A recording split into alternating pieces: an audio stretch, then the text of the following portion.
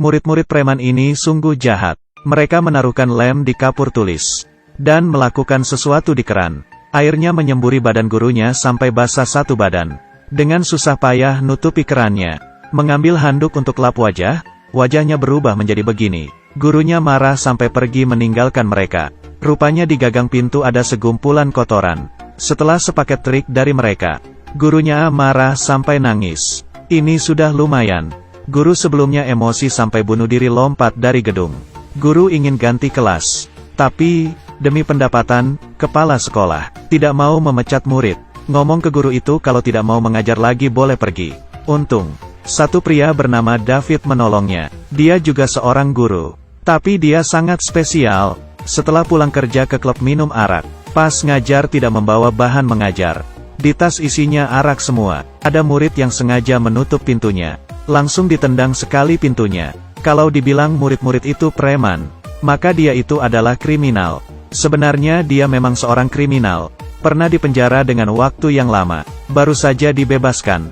Tapi temannya yang bodoh malah menguburi uangnya di sekolah. Demi menggali uang itu, David memutuskan untuk nyamar jadi guru di sekolah itu. Tahu namanya Vicky. David mencari alasan untuk ke rumah Vicky. Membuatnya pingsan dengan diam-diam menaruhkan obat. Tujuannya adalah mencuri sertifikat guru. Tapi printernya malah rusak.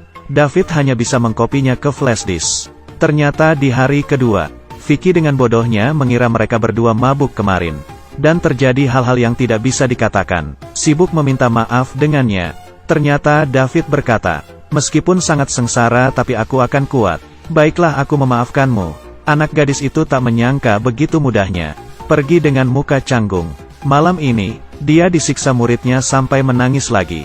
Kebetulan teman sasrama datang meminjam komputer. Tanpa sengaja menemukan sertifikat guru yang belum selesai di-print. Di atas masih tertulis tanggal. Vicky kepikiran.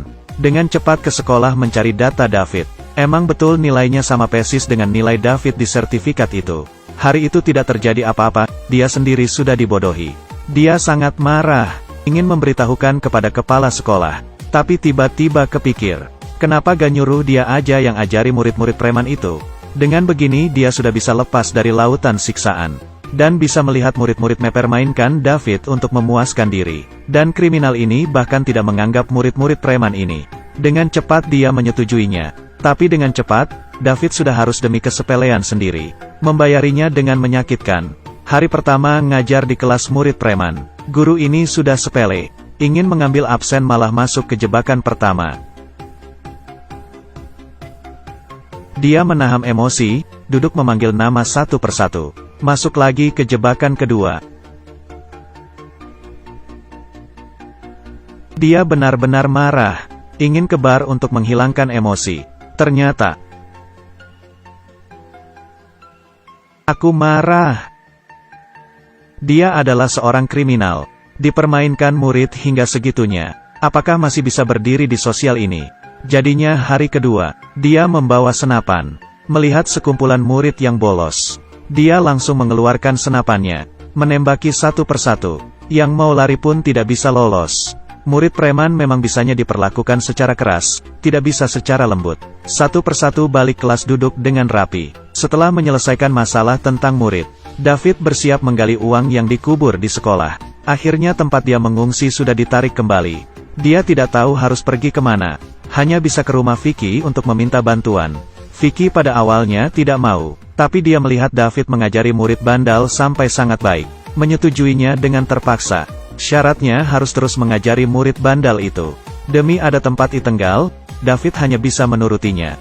Tapi cara ngajar kriminal memang sangat keras. Misalnya ada les berenang, ada murid yang tidak mau berenang. Dia langsung mengendonginya lalu lemparkannya ke kolam.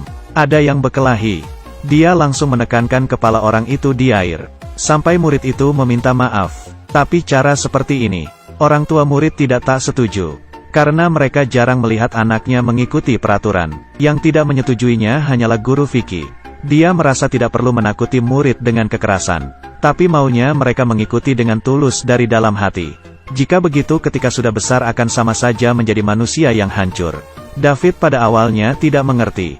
Sampai saat dia menggali lubang. Mendapatkan satu kapsul waktu. Dibuka. Ternyata punya Vicky. Ternyata dia dari dulu udah bercita-cita jadi guru dan sudah terkabul. David membacanya, teringat dengan dirinya. Dia dulu pernah berhayal nanti dewasa mau jadi ilmuwan, pemadam kebakaran. Tapi karena dia anak yatim piatu, gurunya melihat rendah dirinya, sering berkata dirinya tidak berharga, menyebabkan dia putus sekolah, bergelandangan di jalanan, sampai akhirnya menjadi seorang kriminal. Memikirkannya, dia meminum araknya, dan mabuk hingga tertidur di kelas. Dan ini juga membuat dia memutuskan untuk tidak boleh membiarkan muridnya mengulangi jejak kakinya. Jadi memohon sama kepala sekolah untuk study tour, membawa mereka ke satu gedung. Yang tinggal di sana adalah orang-orang yang kecanduan narkoba. Masuk ke dalam langsung mencium aroma yang sungguh bau kecoa di mana-mana. Rupa pecandu narkoba itu sudah macam tidak sadar akan semuanya. Murid-murid dulu masih beranggap bandar narkoba adalah hal yang keren. Sekarang sudah sangat terkejut. Selanjutnya David mencari satu siswi. Dia adalah kepala geng di geng siswi. Dia berkata ke siswi itu, "Kali ini nilai ujianmu paling tinggi." Anak gadis itu tidak percaya. Katanya nilai matematikanya sangat hancur. Tapi David berkata, "Karena otakmu terlalu pintar jadi tidak merasa tertantang." Orang pintar memang seperti itu. Dia mengira dirinya hanya bisa melakukan hal yang rendahan. Mendengar IQ sendiri sangat tinggi. Senang hingga tidak bisa berkata.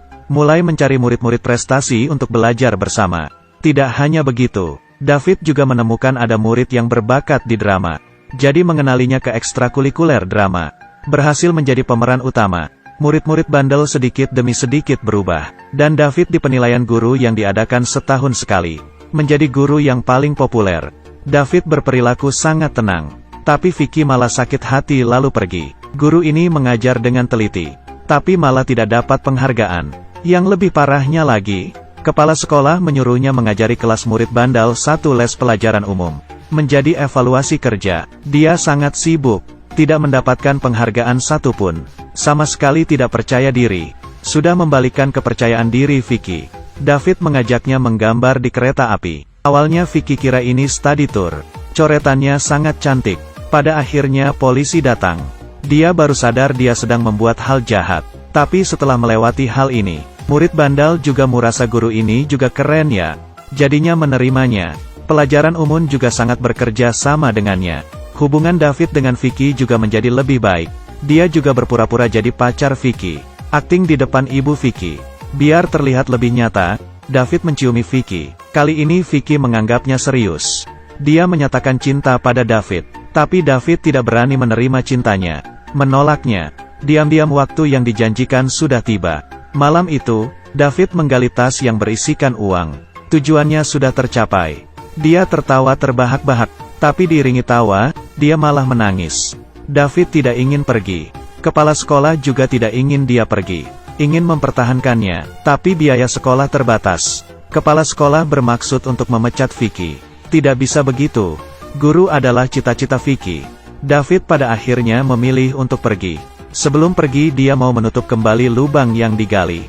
Tapi tidak tahu ada lubang. Di saat pelajaran olahraga, satu gadis gemuk melompat, langsung menghancuri lantainya. Vicky menemukan lubang itu. Dia merangkak masuk mengikuti ke lubang. Malah kebetulan kelihatan David yang sedang menelpon. Tahu David hanya mau karena uang. Baru datang ke sekolah ini.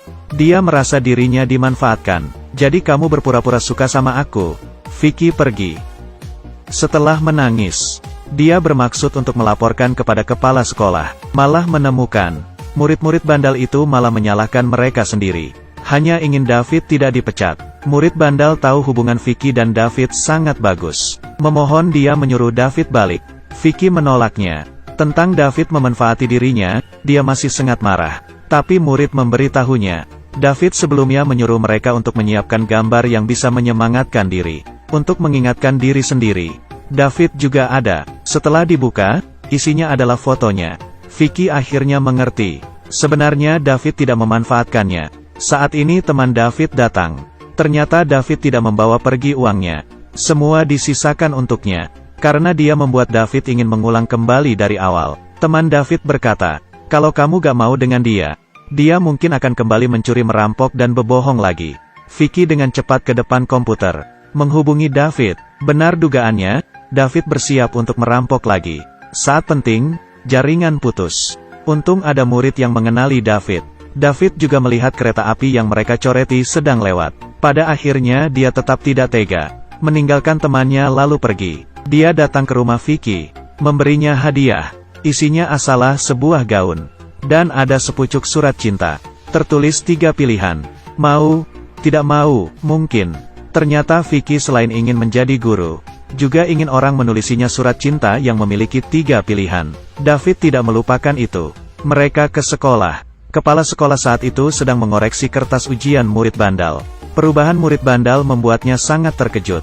Dia memutuskan, bagaimanapun harus mempertahankan David. David akhirnya menjadi seorang guru. Dia bukan hanya mengajari murid, tetapi juga mengajari dirinya sendiri. Orang yang bandal, jahat, tidak memiliki pekerjaan yang bagus setelah kembali ke jalan yang benar. Kepada siapapun tidak ada kata telat.